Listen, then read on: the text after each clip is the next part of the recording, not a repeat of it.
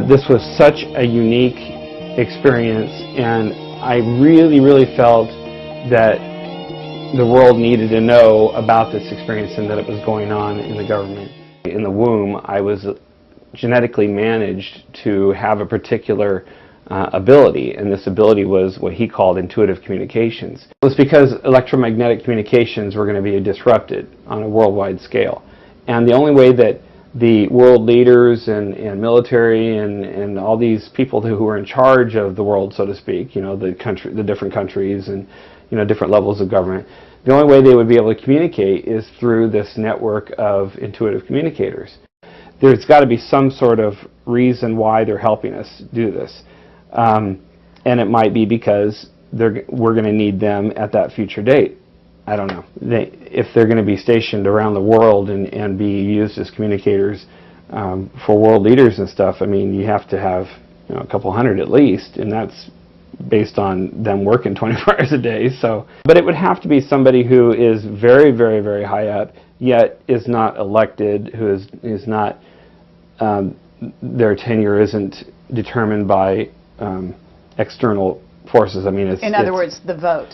Yeah. I'm Carrie Cassidy from Project Camelot, and we're here introducing Dan Sherman, and he is a very fascinating guy. We are very interested and excited to be able to interview him here today. He's a little bit hard to catch. He's not been doing interviews lately, and I think he keeps a very low profile. I don't know if that's intentional or if that's just sort of the way the cards fall. Maybe you could give like a short overview of who you are and what an amazing story you have to tell. Sure. I went in the military just like any 18-year-old right out of high school, and I was in a certain job, a security police job. And at some point, I was kind of led to another job, which was electronic intelligence. This job provided me access to a higher security classification, and so I got top secret clearances and SCI clearances. And so that led me into a world where to back up, the military kind of had a plan for me as it was revealed later on, but at this point I didn't know that was going on. But evidently, and it was after I had gone into this other electronic intelligence field, that I went to a school to get trained for it, and I was called into an office, a captain's office. He was in charge of the school, I believe it was, and I went into his office, and he revealed this amazing story to me. Evidently, at birth, or actually in the womb, I was genetically managed to have a particular ability, and this ability was what he called intuitive communications. And how this happened was, and this is where a lot of people roll their eyes, and I rolled my eyes at the time, and I was like, I can't believe this has happened to me. But he said that my mother was abducted when she was pregnant with me, and the fetus, which was me, was genetically managed, and he said everybody had this particular ability that I was genetically managed for, but mine was just heightened to an nth degree. I was at the school to not only learn a certain particular procedure for my job, my regular job, electronic intelligence, but I was also there to go to another school, which was to uncover this ability that I had. I had the ability, but it was like I wasn't able to control it or to know it was there until it was uncovered to me, or so I could practice at it, so to speak. So he told me where to meet the van and told me all the logistics of how it would operate, and I started going to a school that would allow me to uncover this ability and to practice it. And that was at nighttime. In the daytime, I was going to my regular schooling for the job that I was in electronic intelligence. It was quite. And how old were you at this time? I have to have a caveat here, because one of the things that I can't reveal in the book is things having to do with locations, because this is how they hide this type of thing. You are assigned to a black assignment, which is legitimately classified for a reason because of national security, etc. But they do that so that they keep the gray-related projects attached to black-related projects so that they would have a reason to have heightened security at that location. And so, therefore, they assign people who are a part of gray projects to these black projects. There's a reason to get them to that location. There's a reason for them to be there, and it's all under the guise of the black project and the funding of the black project, etc. So my complication in writing the book is I don't want to reveal national security issues because that's legitimate. I mean, I don't want our country being crippled by my big mouth. But in the same token, I do want to reveal the Gray Project, which has nothing to do with national security and has everything to do with power within the government. And so I have to be very careful in what I release as far as the Gray Project goes, how it relates to the black projects that I worked on. And one of those is the location that I was at a particular time, a particular age. I don't want to correlate these things. So I see. Okay. So I'm not trying to evade the issue. I mean, it's kind of a simple question. What year were you doing that? And anybody can look at my military record and see when I went to school at the NSA. I mean, they can see the trail, so to speak. I can list all the bases I've been to, but when I start talking about black projects and related to the gray projects, I can't say that in the same sentence as the base that I've been at. Okay, well, why don't we list the bases that you were Sure. at, and that way we'll get those out of the way, and that way you don't have to refer to any specific base. Sure. I've been at Osan Air Base in Korea. Been there actually twice. I've been to Offutt Air Force Base in Nebraska, which is the SAC headquarters. I'm not sure if it's called SAC anymore, Strategic Air Command, but San Vito de Norme, actually it's called San Vito in Italy, in the southern tip of Italy. And I've been to, there's one in Colorado, and Buckley Air National Guard Base. I was stationed there in Denver, Colorado. And have you mentioned Germany yet?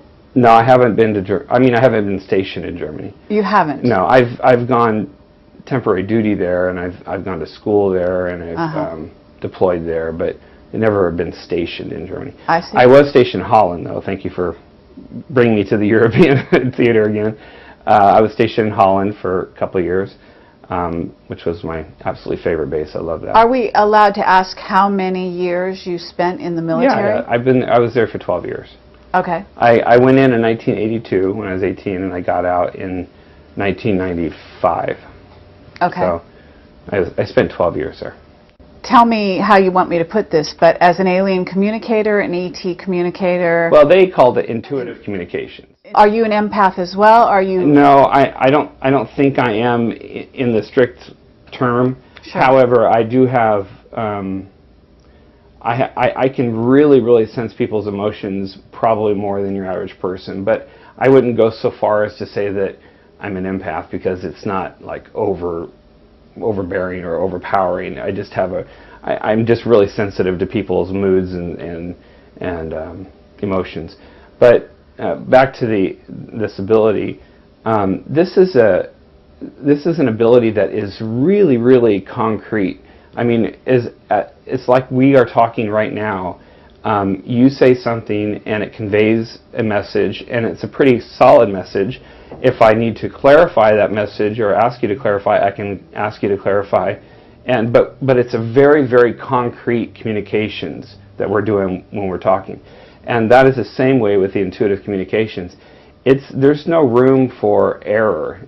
You hear about these people who they have the ability to what is that called, the remote viewers. They get these senses and these images, or the very it's not real concrete. It's not like looking at a picture. There is room for interpretation, but that's not like this. I mean, intuitive communications is extremely concrete. The communications are there. Okay, that's great to hear. So Are you saying that you hear a voice in your head? No, it's not a voice. Okay, It's do you see not vocal. pictures? No, it's not vocal, and it's not image-based, as if, you know, when you send, here's a good analogy, when you send somebody a JPEG through email, the email itself, the transmission of that information is in bits, you know, through electronic means, and then at the other end, the computer compiles that information, that electronic information, and then displays an image to you. And so you're thinking that, I mean, when we think of an email, we just think we got a picture, but actually we got all kinds of bits, electronic bits, and the computer put it in the form of a picture for you.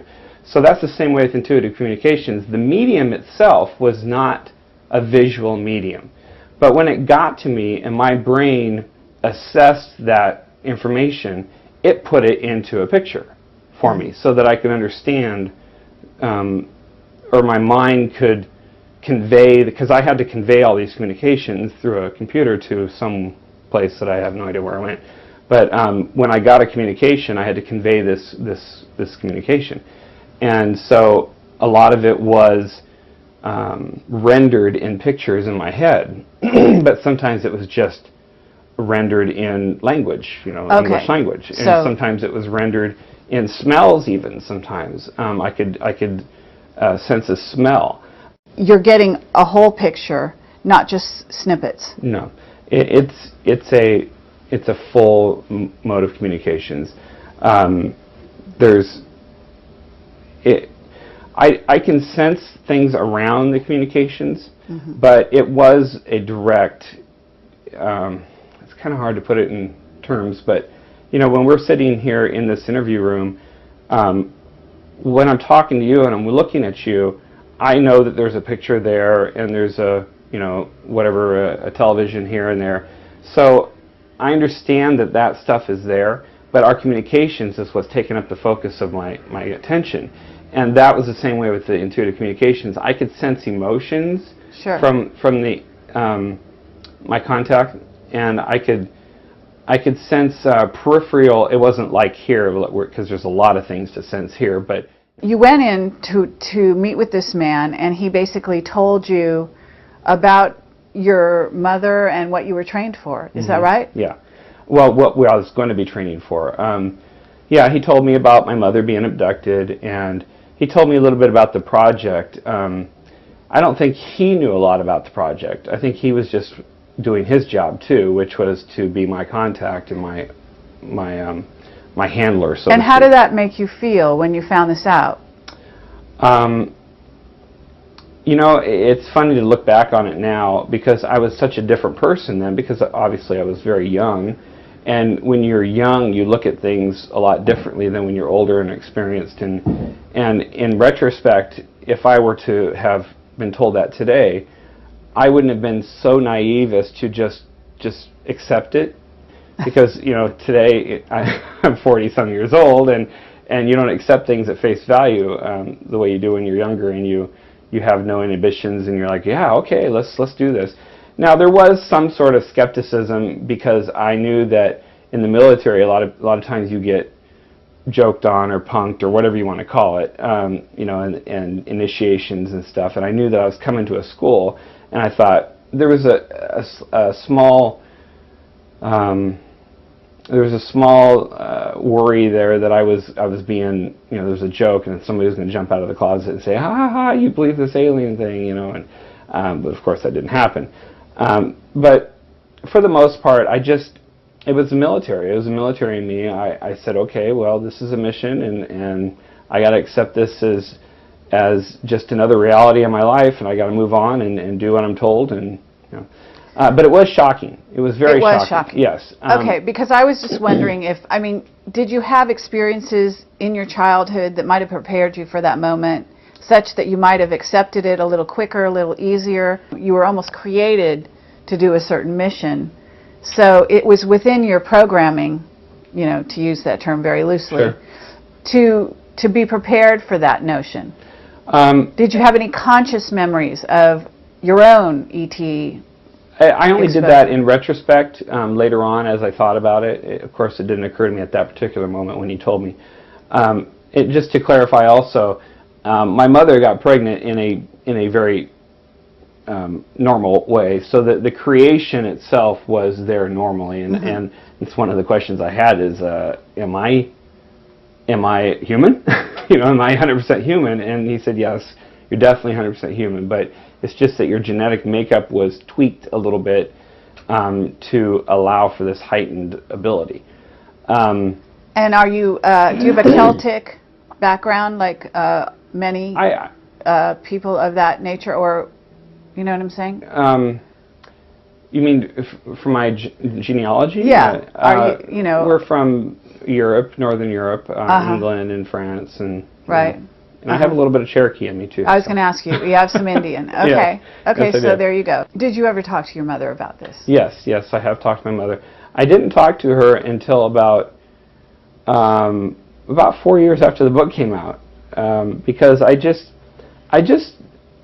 felt that bringing it to my mom really wouldn't add anything to the scenario, and it just might, depending on her reaction, it might have been detrimental to our relationship. So I had to weigh the pros and cons of actually talking to her about it. If she did have memories of something, and she did accept and support my coming out with what I did come out with my story, then it really doesn't add anything to the story, because the story is the story. I mean, my experience is the experience, and there's nothing that's going to take away from that because it happened. But her saying that something happened, it would have been nice, and it would have been a little bit of an addendum to my experience. But if she didn't have any memories and she didn't accept it, and because it's a hard thing to understand and to believe for a lot of people. So I didn't want to risk our relationship deteriorating because of my experience. So it was a difficult decision, but I finally took her out one day and I told her that I had written a book, and she was like, "What?" Now, my mother is not exactly a world traveler, she lives in her own little world, and that's it. So I wasn't too concerned about her running across the book anywhere. But so I told her, and she said she didn't have any memories of any abductions or anything, but she has had some unique experiences. She actually saw a UFO one time, and I remember it because she was screaming and hollering in the bedroom, and I came and she saw it out the window.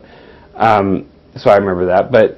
So she has had some unique experiences, but she, fully accepts it. She says that, she knows the person I am, and that I'm not going to be saying stuff like that if it's not something that actually happens. So she's fine with it, but she doesn't have any memory. So there's no correlation there, so to speak. Okay. So you were told, you were brought in and actually given sort of a deeper clearance in order to do this new program, right? Well, the clearances were the same, because at this particular base where I was going to school, there was no cover of the black cover, so to speak. I did sign, they always make you sign these papers saying you're not going to discuss this, that, and the other thing. And as it applies to the gray projects that I worked on, it's kind of a moot point, because there is no paperwork trail. There's no proof that anybody could bring out of a facility that proves what you're doing with the gray project. So this is purposeful, on the part of the military, obviously. If there's no paper trail, this is what they want, right? Yeah. Oh, yeah. And that's how they hide it so well. Because when you work on, let's say in the early 80s, you worked on the F-117, the stealth thing at Tonopah in Dreamland, so to speak, in Nevada. If you worked on it, you could slip in a camera and take a picture of something. I mean, it's feasible. So there's actual proof that you can gather. Now, you probably wouldn't want to because of the trouble you get in, but there's something that you could bring out and prove what you're working on. With the gray projects, at least what I worked on, the level of which that I worked on, there was absolutely no proof that you could bring out of anywhere. I mean, I could look and look and look, and there's no way I could bring any proof out of the facility. And that's how they've designed it, because they want to have the ability to deny it and not have any trump card that says, wait a minute, you know, look at this, whatever Right. proof you might have. So, So in terms of the nuts and bolts, you now I remember the description is that you went into this sort of, I don't know, it sounded like a trailer, but I don't know if it literally was a trailer, but it was a place that was compartmentalized in such a way that you were on half of it and there was another person at a monitor on another half. And you basically weren't allowed to talk to anybody. Could you describe that sort of scenario? Sure. That was at a functioning base. That wasn't at the training facility. Okay. And that was when I was doing my actual real job, electronic intelligence. Oh, okay. We had it was a C van. It's called a C van. It's kind of like a trailer but no wheels. And you go into it, and we had 2 stations in this van, and I worked one station and my partner worked the other station, and we couldn't be in the trailer apart from one another. We both had to be in the trailer at the same time because of we just had to be in the trailer at the same time. So, but he had no clue as to what I was doing with the Gray Project. Okay. So he wasn't part of the Gray Project, to your knowledge? No. Well, not to my knowledge. Yeah, not to my knowledge. But I have a feeling that I was probably the only one there that was part of the Gray Project. In a sense, you're a psychic. Yeah. I guess I know you it's could call it a very, very specialized psychic. Okay. Do you have the same abilities that you had with the Gray aliens that you were communicating with humans? Well, that's a question I get posed often, and I always have to think about it, because I guess it's possible if the other person had the same type of heightened ability. And, you know, who knows, if I had stayed in longer, maybe it would have migrated to that, you know, that level for the training, because at every point in my job that I was doing the Gray Project, it was always training. That's all I did was train. And what they told me was I was training for a particular thing in the future that was going to happen, and I needed to be up to snuff, so to speak, and able to do it without any reservations and without any mistakes. And so the communications that I was receiving constantly, week in, week out, and that I would convey through the computer when I was typing it into the computer, it was all just a test. Basically, I was just training. Now, the initial training at the school was to uncover the ability, but then when I went operational at other bases, the 2 other bases that I did this at, that was training as well. It's just that it wasn't well, it was that on-the-job training at that point. Yeah, I mean, you know, to put it in those terms. I mean, because at that point you were actually in communication with an alien, whereas in the initial training, if I understand, maybe you could describe that. There was a flat line that you actually were supposed to sort of move around with your mind and things. The technology obviously came from the ET species that we were in contact with. But I wasn't at the school. I was not communicating with an ET. It was kind of like a biofeedback machine, but on a totally different level, because I wasn't connected to the machine at all. And it started out by having these boxes on a computer screen. I had these boxes and had an oscilloscope straight line through each one of the boxes, and I was told to concentrate on a tone that was being played in my ear on headphones, and the instructions were to mentally hum this tone. So if you think, that's a hard thing to do, is mentally hum. You're humming, yet it's not vocal and it's in your mind. But they said that's what you have to concentrate on, is to mentally hum. So I would mentally hum this particular tone that they would be playing in my earphones. And then at some point, I started to sense that the line that I was looking at when I was doing this was connected to my mind somehow, and that I could move it. But it took a while. It took several days for me to even, and that was just torture, 3 or 4 hours of just sitting there and mentally humming something for a couple days without any sense that something's actually going to happen. I'm thinking somebody's going to jump out of a closet again and say, I can't believe you've been mentally humming this tone for 3 days. But anyway, I did it, and it finally did, and it was, in the book I wrote, it's kind of like a sense of clicking. It wasn't an audible click, but it was like when you're up against this force, and then all of a sudden the force gives way, and you can go like, move your hand against that force, and move your hand quicker because the force has been taken away. That's kind of how it felt, is this resistance, and then the resistance gave way and kind of clicked. So did it grow, this ability? Once you clicked, was it just there, or did you feel that there was an advancement that you went through? Oh yeah, definitely advancement. And it was very, very, very odd, because once my mind knew how to overcome the little bit of a resistance to the ability, it was weird, because my mind, it automatically knew kind of what to do, and so it grew upon itself without me actually, overtly doing something. Of course, I was mentally engaged in the exercises and stuff that they gave me, but I can sense that there was this exponential learning that was going on in my brain. It was just the oddest feeling, and during this time I had these weird dreams, and it was a very odd time mentally. And then of course I was going through my regular school too, which I had to keep my grades up on, and so it was mentally exhausting, this several weeks that I was there. It was just it was an incredible experience from the mental standpoint. So going through your regular training actually gave you a cover story, or gave you a reason to be wherever you were. Sure. It's like the layers of the onion. Sure. So in a sense, if I recall, you'd go in to do a job, and everyone around you would think you were doing that particular job. You were equipped to do that job, but in essence, you were doing this other job. Well, yeah, it was, but I had to do that other job too, and it was an important job. So you were always doing two things. Yeah, at the bases that I was at, the two bases.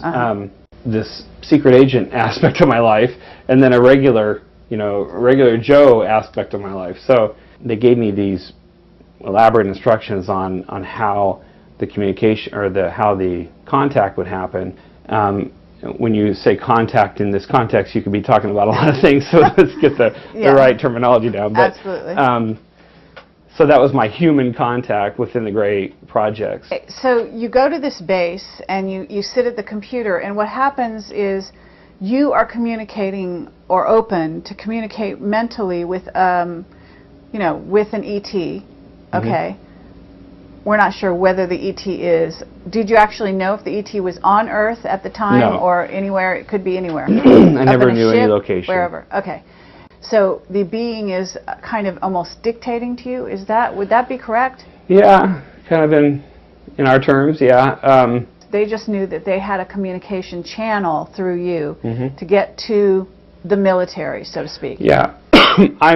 I'm convinced that there was a loop there somewhere, because the whole point of me typing it into the computer, and so somebody somewhere could read it, was so that they could verify the information and for accuracy, because that's essentially what I was doing, was just honing my skills to make sure that I was accurately conveying the messages that were being conveyed to me. But wasn't it that you actually found out that what those messages was abductions that were happening? Well, it just so happens that some of that information seemed to me to be information about abductions, and that's the whole problem with this entire experience. Is a lot of things just don't make any sense. I'm like, well, why would they be conveying that type of information to me? So maybe at some sort of future event, they were going to be using me to convey this type of information, abduction information. I have no idea, but I started to receive information, like you said, that that really correlated to me like it had something to do with abductions, because there were fields, so to speak, like when you're filling out a form, there were fields. Well, there were like these pieces of information that were like potentiality for recall. I remember that one, residual pain levels and latitudes and longitudes. And so, I mean, maybe they weren't abduction scenarios or abduction information, but it really seemed to me that it was, because of the different bits of information that was being communicated. And that was, I guess we're getting ahead of ourselves, but that was towards the end where I was like, this is just going way further than I ever wanted it to. And when I got the information about residual pain levels, that really hit me. Like, are there people being harmed because of this? Because they had a different spectrum with the residual pain levels. They reported it all the way from like low digits all the way up to really high digits, like 100, and all the way down to 2 and 3. And so I was thinking, well, on one end of that spectrum, somebody's getting hurt. Maybe on the other one, they aren't getting hurt, but if there's a residual pain level at 2 and there's a residual pain level at 100, somebody, one of those are on the bad end. So but this sounded like it had to be something that was happening on the planet, so that the military could check whether or not you were actually being accurate. Because if it was something off planet, they wouldn't necessarily, theoretically anyway, be able to check it. So it'd have to be on planet. Well, not necessarily, because if they have a loop back to the ETs that I was contacting with, and the ETs told them what the correct information was, then that would complete the loop, regardless of where they were at. Meaning there had to be another communicator on the loop. Because I'm assuming on some level they wouldn't need you if they communicated directly, the way I'm communicating with you. Exactly. I don't think that was the only way to communicate with them. I think that, and this was what was told to me in the meeting that I had, the first meeting, the whole purpose of this project, the Project Preserve Destiny, was to train this cadre of individuals that would be able to communicate intuitively, because at some certain event in the future, that was going to be the only way that we can communicate with it was because electromagnetic communications were going to be disrupted on a worldwide scale. And the only way that the world leaders and military and all these people who were in charge of the world, so to speak, the different countries and different levels of government, the only way they would be able to communicate is through this network of intuitive communicators. And again, we're going to jump ahead a little bit here, simply because we can't sit, and read your book from start to finish, which I would encourage everyone to do, because it's remarkable in that you don't elaborate or embellish or go off track. You really just tell the story in a very nuts and bolts fashion. Well, I tell people that if I were to make up a story, it would be a lot more elaborate than this. But I want to stick to what happened to me and let everybody else conjecture upon that. Because if I start conjecturing, then I think it sullies my credibility, so to speak. As a witness. Yeah, I need to stick to the facts. I guess you developed a relationship, not necessarily with the first ET that you were communicating with, but with the second one. Is that right? Well, when you say relationship, that's kind of a loose term, but we didn't have fireside chats. But what you're referring to is, at some point, there was a different level of communications that I stumbled upon, and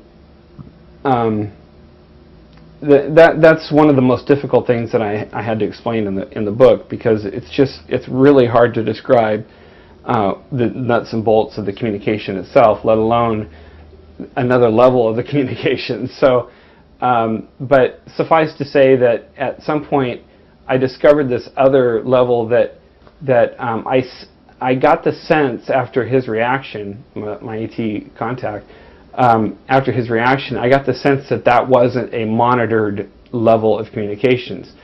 I guess it's a moot point. It doesn't really matter whether it was monitored, but I felt more comfortable talking out of line, so to speak, or or communicating other than the official communications that we were conveying. It was interesting how the communications happened because they happened instantaneously. However, my conversion of that conversation had to be converted to real time, which is in the human world, we have to start doing something and then we end doing something, and in between there's a time frame. Okay. So I would get the communications and then I would start typing it, and he would just hang on the line, so to speak, until I got done, so that if I needed clarification on something, then I could ask for clarification. You know, it's funny in retrospect because at the time that this was happening, I never knew in my wildest dreams that I would actually be talking about this to somebody. I always thought that it would just be, you know, because it's classified and I would never discuss it. So in retrospect, nicknaming them Spock and Bones was probably not the best thing for my credibility, because it looks like I'm, you know, just, you know, embellishing to make it look funny. But well, it's very poetic. Yeah, yes. That way. But the first one was named Spock because, and thank you for clarifying that.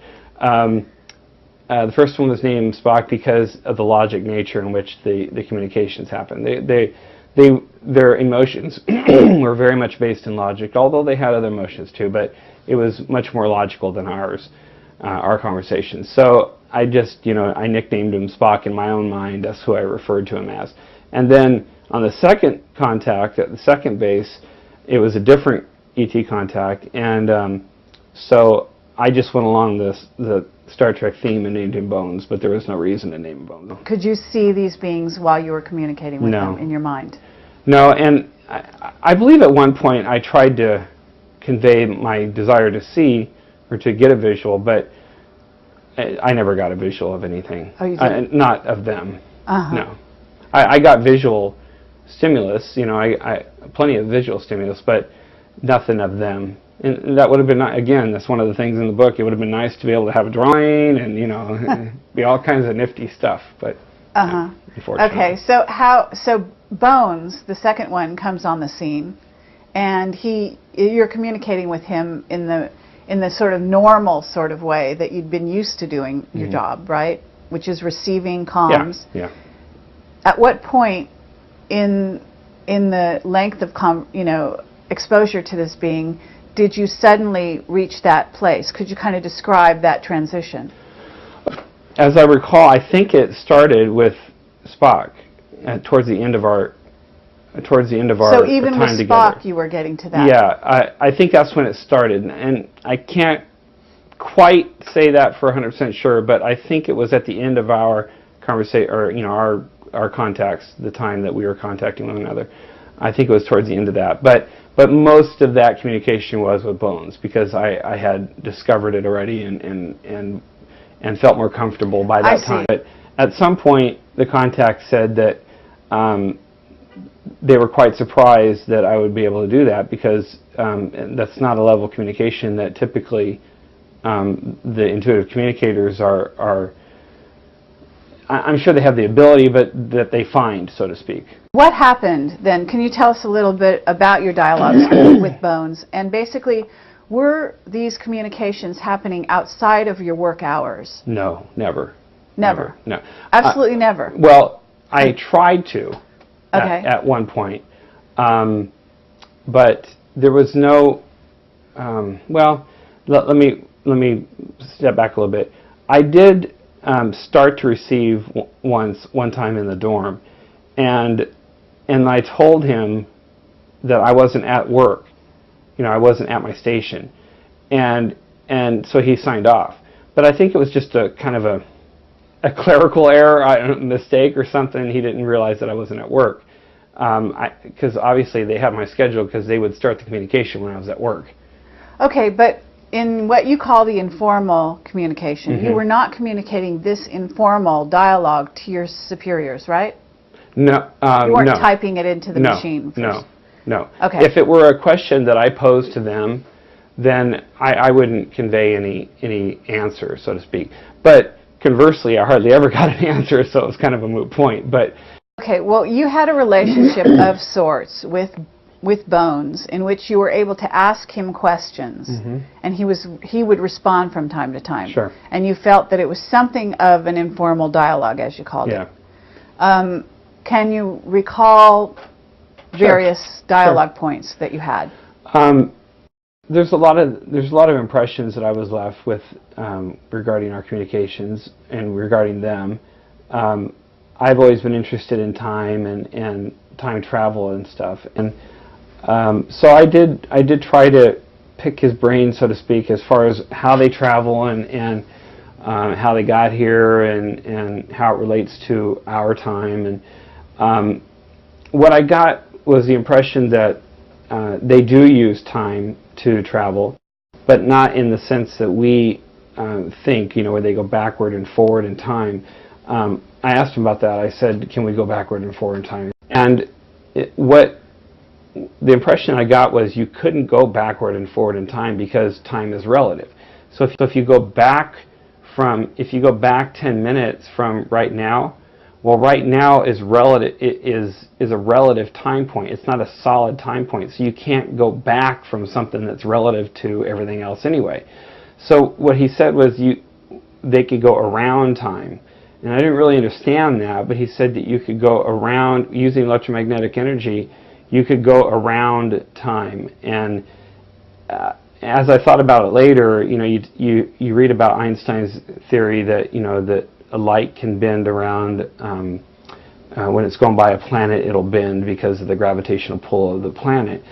And I think they use that gravitational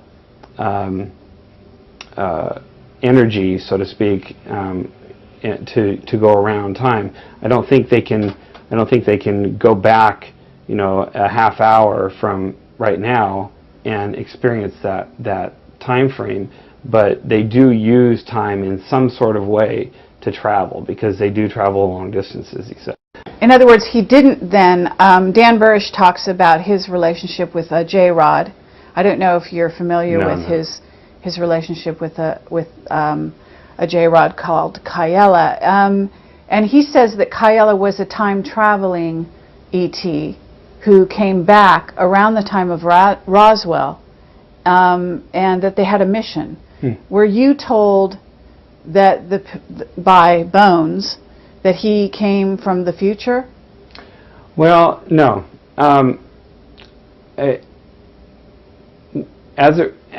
The impression I got regarding time was that they couldn't do that. They couldn't go backward and forward in time. Now, of course, this was an impression I got, and it wasn't something that he, gave me algorithms and gave me the proof that, this can't happen or this can't happen. But as he told me, they use time to travel, but they go around time and they don't go through time. They don't go backward and forward in time. They just use time to travel, which is they go around it. Perhaps it's very around difficult. It, maybe they bend it. Yeah, that's the impression that I got, is they bend time. Well, I don't know what the practical application of that is, though. Yeah, I mean, I obviously we're not physicists here, and exactly.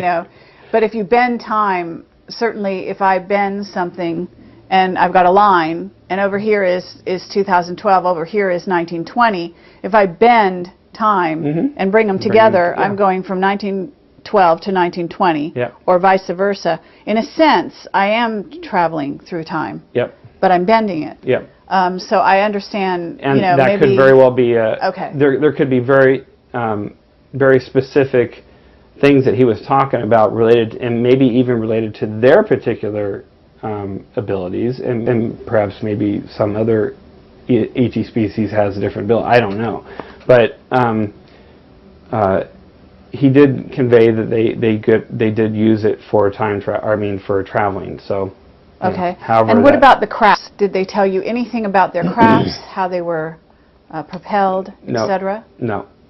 Just electromagnetic energy and time. That's what I got from. I did ask him about God and the whole religion aspect of how it relates to them and us, and he said that we are created, and he said we as in them and us. The we aspect was generic, both of us, instead of saying we as in them. It was in the context of all of us, and he said that we are created, we are of the same creation. He said there are two creations, one is intelligent creation and one is non-intelligent creation, and we, them and us, are part of the same intelligent creation. Now, he didn't say, that he didn't specify any religions or anything like that. He just said that we are a part of the same creation. We were all created, which now, I thought was very interesting from an ET aspect of it, because you wouldn't think that an ET would admit to because of their higher level intelligence. A lot of people think that they created us, So that's not what you were told. You were not told that at least this particular group that he represented was not responsible for creating us. No. Yeah, he didn't. Well, he didn't say that, but he said that we are a part of the same creation, which would lead me to believe that they did not create us, but we were, all created. And did you ask him about Jesus? Lots of people like to say that Jesus was an ET or partial ET. Yeah, I never got any information regarding anything relating to Jesus or a specific religion or anything. Okay, how did you know what species of ET he was, or did you know? No. In other words, did he say, did your superiors say you're going to be talking to a gray? No. Or no. He could have been Nordic for all we know, right? I don't even keep up on the different species, so I have absolutely no clue. But they had nicknames for the grays, or one of them was gray, and it's actually called the Gray Projects that we worked on. So, and they also called them slant missions, and I don't exactly know how that relates, but it is referred to as the missions that you're on. If you're in a gray mission, it's called a slant mission. So I don't know how that relates to the species, though. I was never told anything relating to a specific species. How long did your communication with Bones and the informal nature of it go on? Well, it was pretty much the whole time that we were communicating, which I think was probably around 10 months or so. Okay, so in 10 months' time, you must have asked him a lot of questions. Well, yeah, I tried to. A lot of times the communications would happen, and as time went on, I got better at the communications, and Bones knew that. So he didn't stay on as long for the clarification. So I would really have to be quick with my question if I had a question. It's kind of like having a relationship with your grandfather over the course of 2 or 3 years, and then 5 years later, someone asking, well, what did your grandpa think about, political issues? And you go, well, Grandpa was conservative, or Grandpa was. So you don't remember an exact conversation about exactly what he said, but you get this sense of the answers over time because based on the conversations you've had. So when I reveal the things that I've learned from them, it's not word for word, exact quotes. It's the impression that I got after asking them 3 or 4 times in a particular area, and so it's my reporting of my impressions of what they've communicated to me over the span of the 2 years that I did this. At some point you developed sort of a conscience about what you were doing, yeah. And I'm going to assume that this impacted why you left in the end anyway. Uh-huh. But you must have asked him about the abductions. Yeah, I did, and I never got any answers for that. Never. It was just communication, and then he was gone. Okay, in the abductions, you said you got latitudes and longitudes. So what was the implication? Were people being abducted all over the planet on a regular basis? Are you able to tell us? Or was there more mass abductions? Were there mass abductions, and where did they happen? Well, I didn't get hundreds of them. I maybe got a couple dozen or 3 dozen or maybe something like that. So it wasn't a lot of them. And to tell you the truth, I didn't really, until maybe I'd gotten a couple dozen of them or whatever, I didn't really start thinking, well, wait a minute. It didn't really start dawning on me until I had received several of them, that this might be something that is odd. And then right towards the end, and that's probably why I stopped getting them, is because I started to ask my handler about them, and what is this information? It seems like it's abductions, and it seems like there's pain, and you know, that type of thing. And the answer I always got back from my handler was, just communicate what you're told. You know, what is being communicated to you. Just communicate that to us, and don't ask questions. You're not here to ask questions. You're here to practice your ability. So then, you know, I got frustrated, and of course there was a lot of other things going on with my personal life, and I didn't want to be there anymore.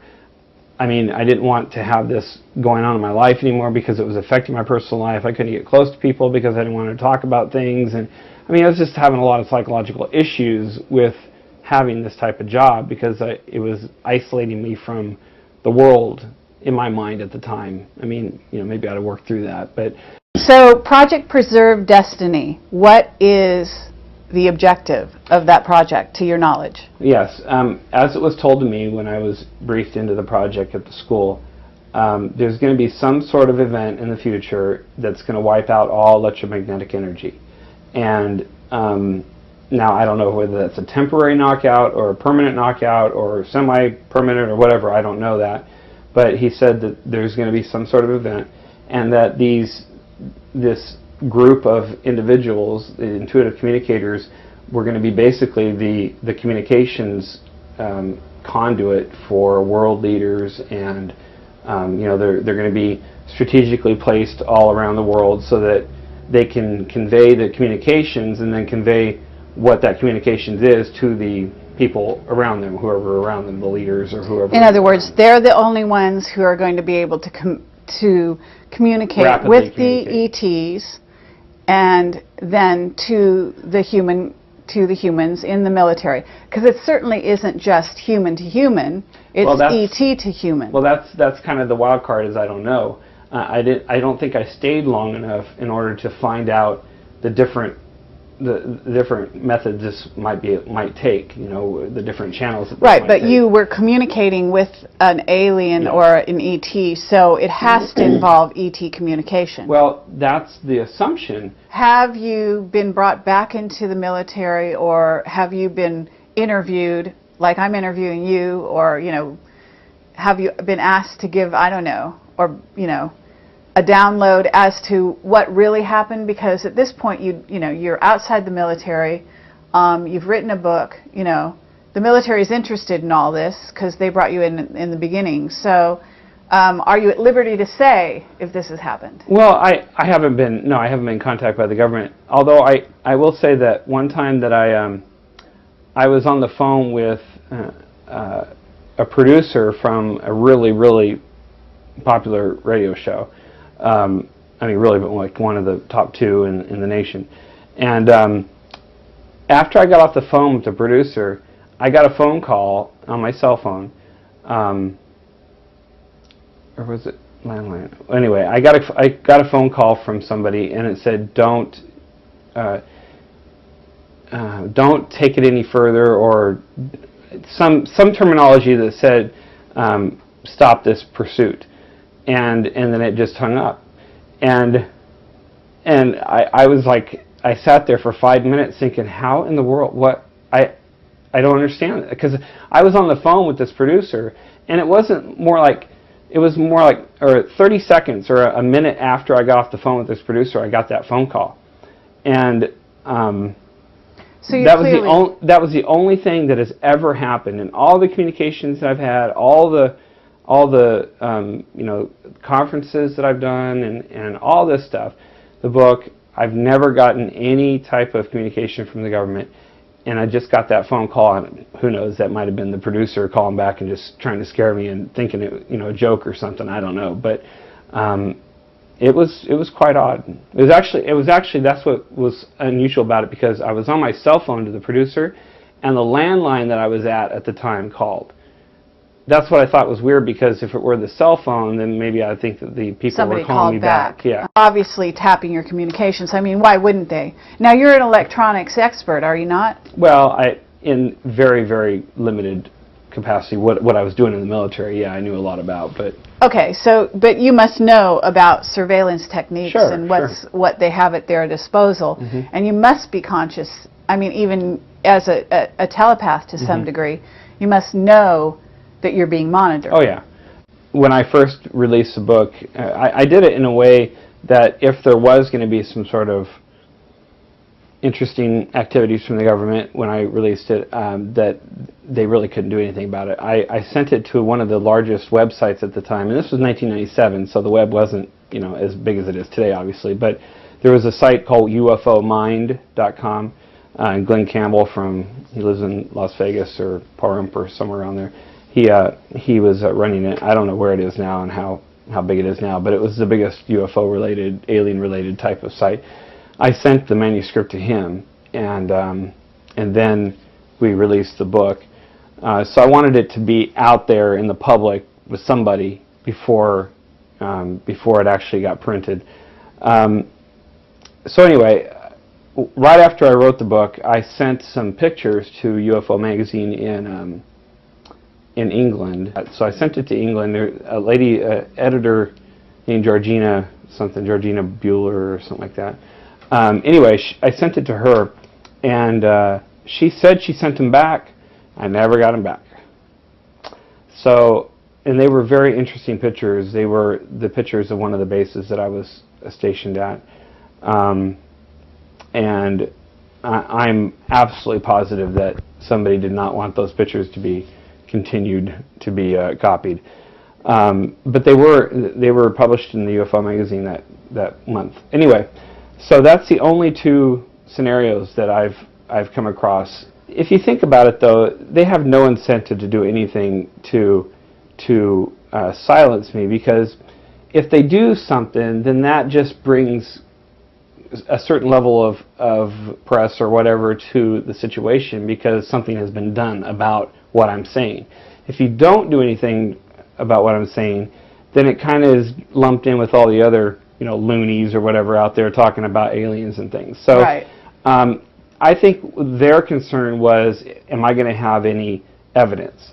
And of course, you know, I had absolutely no evidence of the Gray Project. So to them, it's like, you know, whatever. You could just be a nutcase out there. Exactly. But on top of it, I mean, I have to say that you've kept a pretty low profile. You live in a kind of an obscure area. You know, excuse me for saying that, but it is, Yeah. you know, to some degree. Sure. And you know, some of the people in the UFO circuit, if you will, are pretty flamboyant and out there. You know, they're constantly seen around and whatnot. You are kind of low profile. Well, you know, it's interesting because I think what is more lends my story to a higher degree of credibility maybe is I'm not a typical person that, like you just said, that you see on the UFO circuit. I mean, I've spoken at conferences, but I don't fit in at those conferences. I've done a lot of press, and what I found is I am a very different person from most of the people in the UFO world, in that I have conservative beliefs, and most people are, you know, have a more freer lifestyle, or, you know, a little bit more liberal or whatever. If this hadn't happened to me, and somebody told me this story, you know, just with my own background and everything, I would say that they're just lunatics. So it's very interesting that this person here has experienced what he's experienced, and that would be the only thing that would make me a believer, is me experiencing it. Otherwise, I probably wouldn't be as believing of this world, or this, you know, stuff happening in this world. Okay. But definitely, it's real because I've experienced it. So.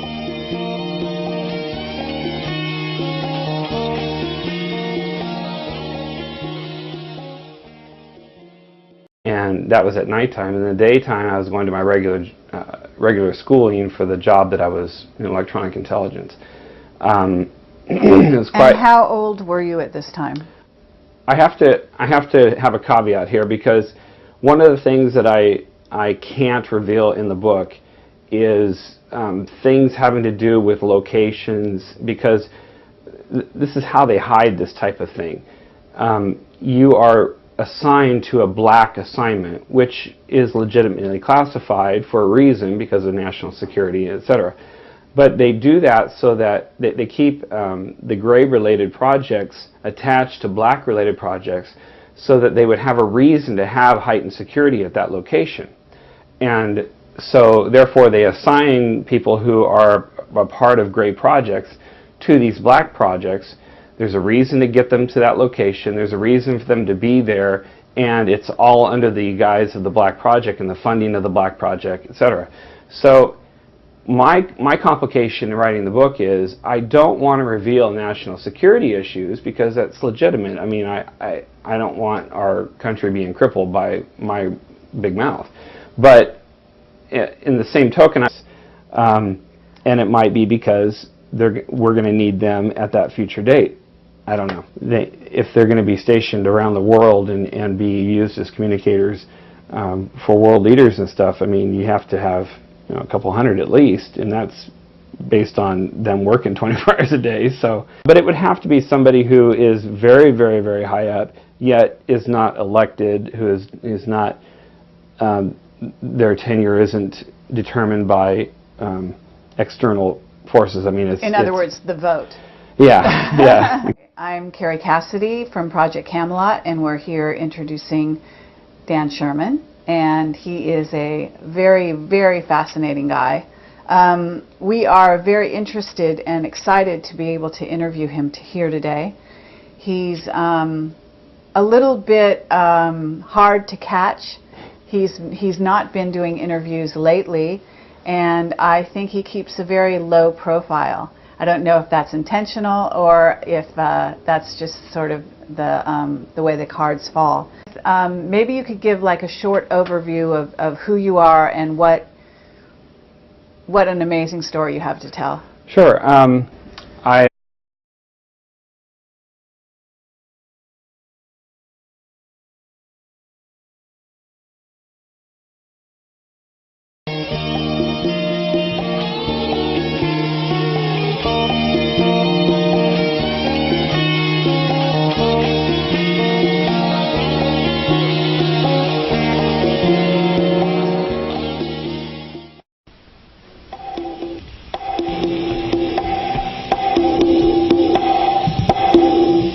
This was such a unique experience, and I really, really felt that the world needed to know about this experience and that it was going on in the government.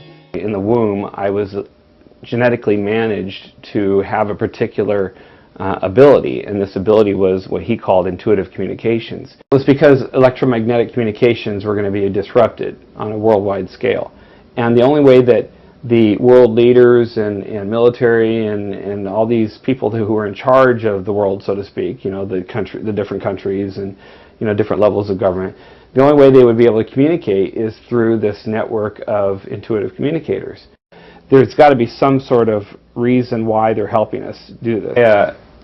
I went in the military just like any 18-year-old right out of high school, and I was in a certain job, a security police job, and at some point I was kind of led to another job, which was electronic intelligence. This job provided me access to a higher security classification, and so I got top secret clearances and SCI clearances, and so that led me into a world where to back up, the military kind of had a plan for me as it was revealed later on, but at this point I didn't know that was going on.